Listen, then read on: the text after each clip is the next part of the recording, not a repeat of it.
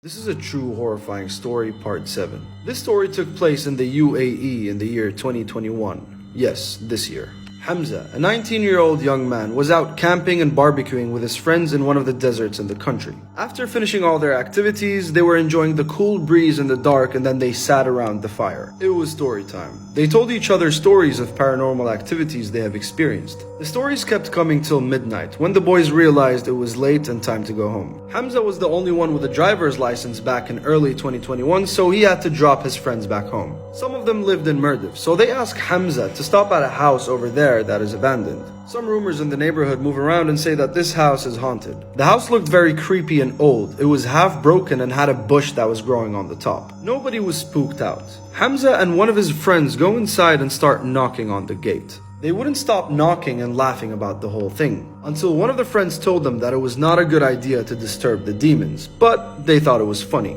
They hopped back in the car, driving down the same street, laughing off what they did to that house. Hamza had to drive another block away to drop one of his friends that lived in Mirdif as well. The street they were driving in was so dark, so Hamza tells the boys he's gonna switch the beam on. And one of the boys in the back says, "Imagine a ghost pops up as soon as you open the light." Hamza giggled and switches the beam on. And Hamza froze. He sees an old lady in front of the car with thick skin, pale as paper, wearing a full white dress and had very long hair. A real jinn stares at Hamza and Hamza's friend, the one that was back with him at the house knocking on the door. Hamza and his friend started breathing heavy.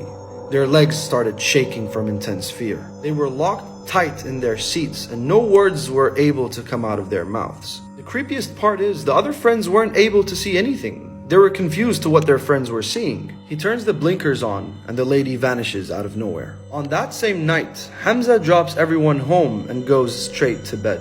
In his sleep on that same night, Hamza had nightmares of that same figure killing him. He woke up from fear and told his friend the nightmare story. The same friend with Hamza that saw that jinn had the exact same dream of that lady in white killing him.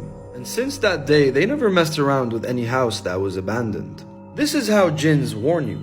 A'udhu billah. Gratefully, that was just a pinch from the jinns. They never haunted them again.